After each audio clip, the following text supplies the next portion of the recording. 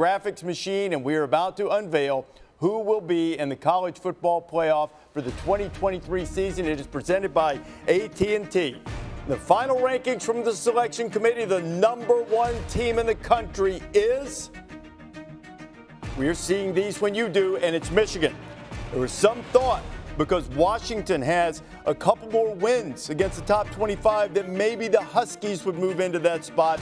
But the Wolverines, we assume, will go to the Rose Bowl. The semifinals are in the Rose Bowl and in the Sugar Bowl on New Year's Day, the perfect setting for the semifinals.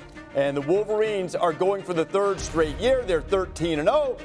There's Jim Harbaugh. Who's got it better than you, Jimmy?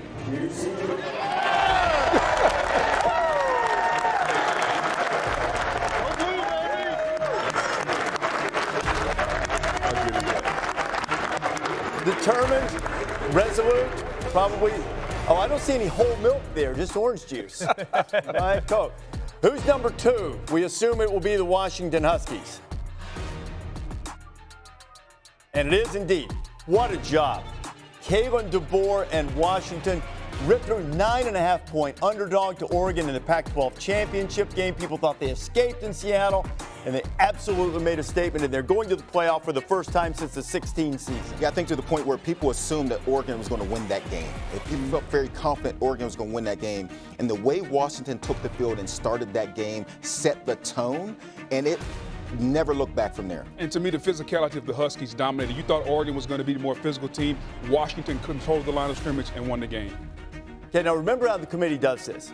You have 6 teams in a group, then you rank them, and the top 3 are taken off the board then, and then they repeat the process.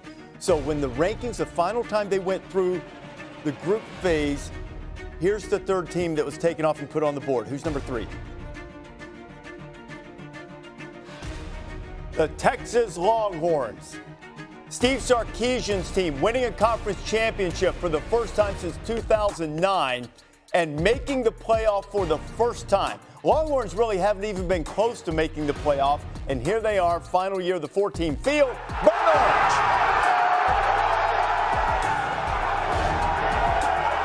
We assume that will put them in New Orleans.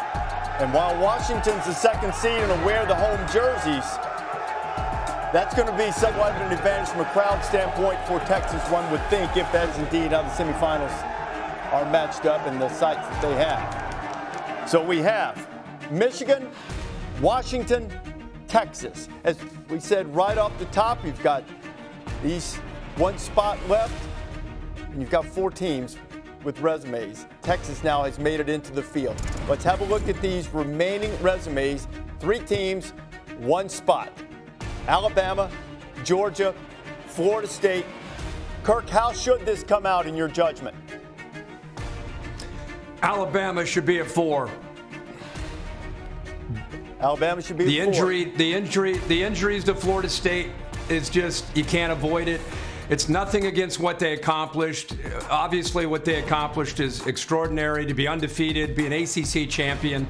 But that injury to Jordan Travis is part of what the committee takes into consideration. If you're looking at Alabama versus Florida State, under the current team and roster, it'd be very, very hard to imagine Alabama not being there at 4. We go back to the rankings in the unveil.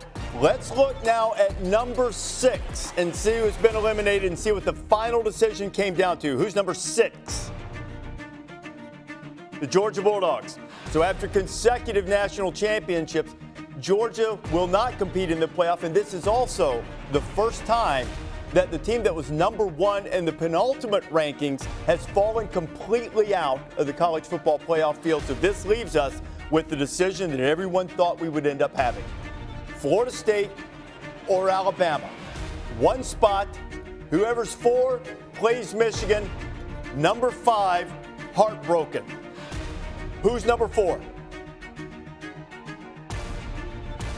And Alabama returns to the playoff, and so we have another unprecedented situation as Florida State winds up at number 5, and Florida State is the first undefeated champion from a Power 5 conference to fail to make the field in the college football playoff era.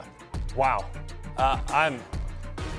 I'm not shocked with how Florida State played the last couple weeks. They just have dropped off considerably at quarterback, and it's understandable, and I feel terrible for them. They did everything that you could possibly ask them to do, and here they are on the outside looking in. A lot of people will have big issues with this. They'll ask, why do we play the games? Why are we looking at a team that's undefeated that did everything asked of them to punch their ticket? But the committee actually did the thing that they've talked about for the last 10 years. Forever it's been, well, you know, it's kind of the most easy to justify. Well, this team has 0 losses. This team has 1 loss. So therefore, the 0-loss team should be ahead of the 1-loss team. This is the head-to-head. They took everything into account. They took a step back. They acknowledged injury, which they've talked about in the past. And they put in the 4 best teams.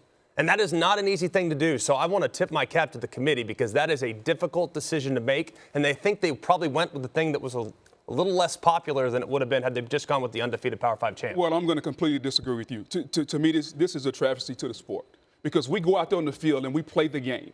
And regardless of whether it looks good at the quarterback position, regardless of whether we win with offense, whether we win with defense, the name of the game is to win. And that's a reason never before has this not been done.